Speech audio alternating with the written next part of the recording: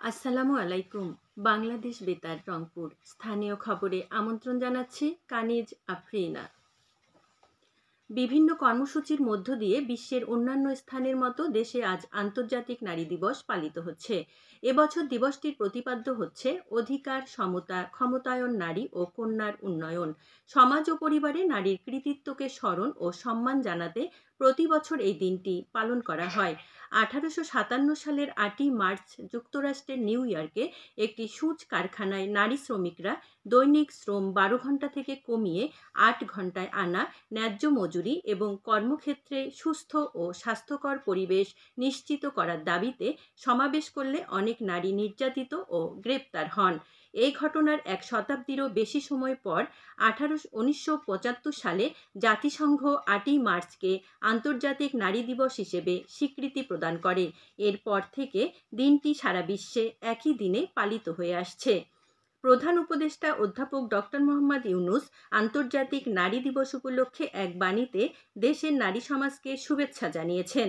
বাণীতে তিনি বলেন, নারীদের সম্ভাবনা ও কর্মদক্ষতাকে উৎপাদনমুখী কাজে সম্পৃক্ত করে উন্নত বাংলাদেশ গড়ার অভীষ্ট লক্ষ্য অর্জনে অন্তর্বর্তী সরকার নিরবচ্ছিন্নভাবে কাজ করে যাচ্ছে। প্রধান উপদেষ্টা জুলাই গণ অভ্যুত্থানে আত্মদানকারী নারীদের শ্রদ্ধার সাথে স্মরণ করেন এবং আহত নারী যোদ্ধাদের প্রতি সমবেদনা জানান। মহিলা ও শিশু বিষয়ক মন্ত্রণালয় সহ বিভিন্ন রাজনৈতিক দল এবং শ্রমিক সংগঠন ও সংস্থা দিবসটি উপলক্ষে নানা কর্মসূচি পালন করছে। বিভাগীয় নগরী রংপুরে দিবসটি উপলক্ষে জেলা প্রশাসন ও মহিলা বিষয়ক অধিদপ্তরের উদ্যোগে জেলা কালেক্টরেট কার্যালয়ে আলোচনা সভার আয়োজন করা হয়। বিভাগীয় কমিশনার মোহাম্মদ শহীদুল ইসলাম এতে প্রধান অতিথি ছিলেন।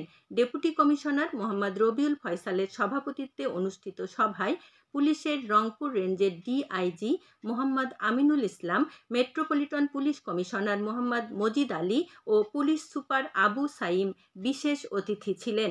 আলোচনা সভা শেষে প্রশিক্ষণপ্রাপ্ত নারীদের মধ্যে সেলাই মেশিন বিতরণ করা হয়েছে। এর আগে সচেতন নাগরিক কমিটি টিআইবির উদ্যোগে রংপুর জেলা কালেক্টরেট কার্যালয়ের সামনে নতুন বাংলাদেশ চাই নারীর সম অধিকার ও মর্যাদা প্রতিপাদ্য নিয়ে মানববন্ধন কর্মসূচির আয়োজন করা হয়। লালমনিরহাটে মহিলা বিষয়ক অধিদপ্তর ও জেলা প্রশাসনের আয়োজনে আন্তর্জাতিক নারী দিবস উপলক্ষে কালেক্টরেট সভাকক্ষে আজ এক আলোচনা সভার আয়োজন করা হয়। Deputy commissioner H M. Rakib Haider এতে প্রধান অতিথি ছিলেন। এছাড়া জেলার হাতীবান্ধা উপজেলায় দিবসটি উপলক্ষে উপজেলা পরিষদ হল রুমে আলোচনা সভা অনুষ্ঠিত হয়।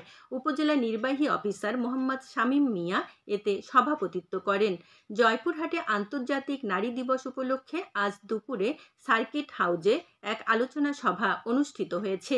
ডেপুটি কমিশনার আফরোজা আক্তার চৌধুরী এতে প্রধান অতিথি ছিলেন।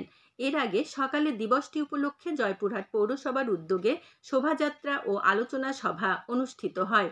পৌরসভার প্রশাসক ও স্থানীয় সরকার বিভাগের ভারপ্রাপ্ত উপপরিচালক সবুর আলী এতে সভাপতিত্ব করেন। জেলা প্রশাসন ও জেলা মহিলা বিষয়ক অধিদপ্তরের উদ্যোগে অনুষ্ঠিত সভায় জেলা মহিলা বিষয়ক অধিদপ্তরের উপপরিচালক লাইলুন নাজমা বেগম সভাপতিত্ব করেন। এদিকে আন্তর্জাতিক নারী দিবস উপলক্ষে কুড়িগ্রাম ও গাইবান্ধা সহ উত্তরাঞ্চলের অন্যান্য জেলা ও উপজেলাতেও বিভিন্ন কর্মসূচির আয়োজন করা হয়েছে। রংপুর মহানগরীর 10টি স্থানে আজ ট্রাকে নির্ধারিত মূল্যে টিসিবির পণ্য চিনি, তেল, ডাল, বুট ও খেজুর বিক্রি করা হচ্ছে। স্থানগুলো হচ্ছে মুক্তিযোদ্ধা কমপ্লেক্স চত্বর, কাচারি বাজার, পক্ষী ফান্দা গোল্ডেন কোল্ড স্টোরেজ, মৌলানা কেরামত আলী কলেজ মোড়, পূর্ব বড়বাড়ি খায়রুল আলম মাদ্রাসা, ধাপ সরকারি প্রাথমিক বিদ্যালয়, পার্বতীপুর উচ্চ বিদ্যালয়, ব্যাংকের মোড়, ঘাগরপাড়া মডার্ন পাবলিক স্কুল মোড় এবং গুড়াতিপাড়া মসজিদের সামনে। প্রতিটি স্থানে 400 জন ভোক্তা পণ্য কিনতে পারবেন। জয়পুরহাটের খেতলাল উপজেলার রসুলপুর গ্রামে পানিতে ডুবে গতকাল 2 শিশুর মৃত্যু হয়েছে। উপজেলা স্বাস্থ্য কমপ্লেক্সের মেডিকেল অফিসার ডাক্তার নওশিন নাজিয়া এ তথ্য নিশ্চিত করেছেন। নিহত শিশুদের পরিবার সূত্রে জানা গেছে, সাফাআত ও ফারহান নামের 4 বছরের শিশু দুটি বাড়ির পাশে খেলার সময় পুকুরে পড়ে যায়। খোঁজাখুঁজি করে বিকেলে পুকুর থেকে তাদের উদ্ধার করে হাসপাতালে নিয়ে গেলে কর্তব্যরত চিকিৎসক তাদের মৃত ঘোষণা করেন।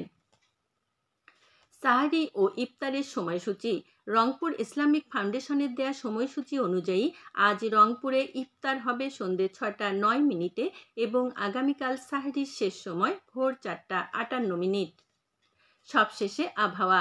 আজ সন্ধ্যে 6টা পর্যন্ত পূর্বাভাসে বলা হয়েছে দেশের অভ্যন্তরীণ নদীবন্দরগুলোর জন্য কোনো সতর্কবাণী নেই এবং কোনো সংকেতও দেখাতে হবে না।